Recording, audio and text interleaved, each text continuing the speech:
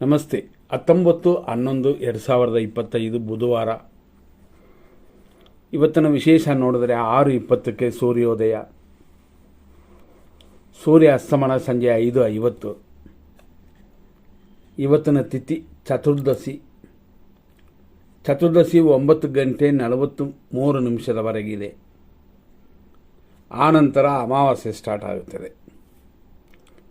ಹಂಗಾಗಿ ಬೆಳಗ್ಗೆ 9:43 ಮೇಲೆ ಅಮಾವಾಸ್ಯೆ ಪ್ರಾರಂಭವಾಗಿ ನಾಳೆಯವರೆಗಿರುತ್ತದೆ. ಇವತ್ತಿನ ನಕ್ಷತ್ರ ಸ್ವಾತಿ. ಅದು 7:59 ಅಂದರೆ ಬೆಳಗ್ಗೆ 8 ಗಂಟೆವರೆಗಿದೆ.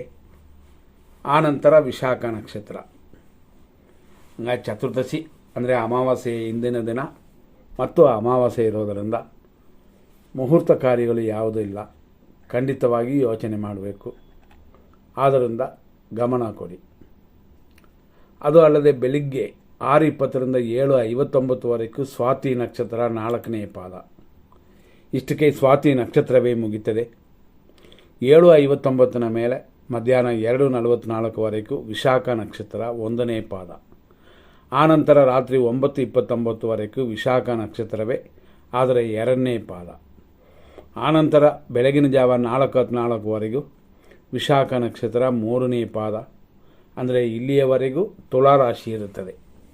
ಬೆಳಗಿನ ಜಾವ 4:14 ಮೇಲೆ ರಾಶಿ ಚೇಂಜ್ ಆಗುತ್ತದೆ. ತುಲಾರಾಶಿ ಮುಗಿದು ವೃಶ್ಚಿಕ ರಾಶಿ ಸ್ಟಾರ್ಟ್ ಆಗುತ್ತದೆ. ಅಂದರೆ ಬೆಳಗಿನ ಜಾವ 4:15 ಮೇಲೆ ಅಲ್ಲಿಂದ ವಿಶಾಖ ನಕ್ಷತ್ರದ ಇದು ಪಾದ ಚೇಂಜ್ ಆಗಿ ಅಂದರೆ 4ನೇ ಪಾದ ರಾತ್ರಿಯವರೆಗಿರುತ್ತದೆ. ನಾಳೆನೂ ಇದರ ವಿಷಯ ನಕ್ಷತ್ರದ ಉಳಿದ ಭಾಗ ಇರುತ್ತದೆ.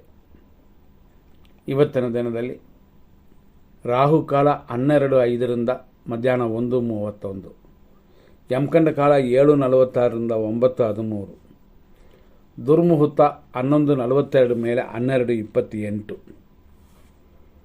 ಮಧ್ಯಾಹ್ನ 2:17 ಮೇಲೆ 4:05 ನಕ್ಷತ್ರ ವಿಷಘಟಿಕಾ ಕಾಲ. ಇಂಥ ಸಮಯಗಳಲ್ಲಿ ಶುಭ ಕಾರ್ಯಗಳು ಏನು ಪ್ರಾರಂಭ ಮಾಡಬೇಡಿ. ಬೇರೆ ಟೈಮಲ್ಲಿ ಪ್ರಾರಂಭ ಮಾಡುವಂಥದ್ದನ್ನು ನಡೆಸ್ಬೋದು. ಇವತ್ತು ಬೆಳಗಿನ ಜಾವ 4:14 ಮೀನರಾಶಿಯವರಿಗೆ ಚಂದ್ರಾಷ್ಟಮ ಉಂಟು. ಅದಾದ ನಂತರ ಮೇಷರಾಶಿಯವರಿಗೆ ಚಂದ್ರಾಷ್ಟಮ. ಅದು ಮಾತ್ರವಲ್ಲದೆ ಇವತ್ತಿನ ದಿನದಲ್ಲಿ ರಾತ್ರಿ 11:56 ಮೇಲೆ 1:59 ಅಂದರೆ 2 ಗಂಟೆವರೆಗೂ ಮೃತ್ಯು ಪಂಚಕವಿದೆ.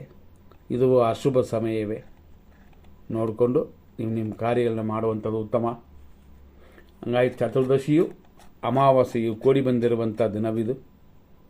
ಫಸ್ಟೇ ಹೇಳಿದಂತೆ 9:43 ಬೆಳಗ್ಗೆ ಅಂದರೆ AM ಚತುರ್ದಶಿ. ಅದಾದ ನಂತರ ಅಮಾವಾಸ್ಯೆ ಸ್ಟಾರ್ಟ್ ಆಗುತ್ತದೆ. ಹಂಗಾಗಿ ಬೆಳಗ್ಗೆ 9:43 ಅಮಾವಾಸ್ಯೆ ಸ್ಟಾರ್ಟ್ ಆಗಿ ನಾಳೆಯವರೆಗೆ ಇರುತ್ತದೆ ಅಂತ ನೋಡಿಕೊಂಡು ನಿಮ್ಮ ಕಾರ್ಯಗಳನ್ನ ಮಾಡಿ. ಹಿರಿಯರಿಗಾದ ತರ್ಪಣ ಕೊಡಬಹುದು. ಎಲ್ಲ ಕಾರ್ಯಗಳು ಅನುಕೂಲವಾಗಿ ಆಗಲಿ. ದೇವರು ಅನುಗ್ರಹದಿಂದಾಗಿ. ಮುಂದಿನ ಸಂಚಿಕೆಯಲ್ಲಿ ನೋಡೋಣ. ಧನ್ಯವಾದಗಳು.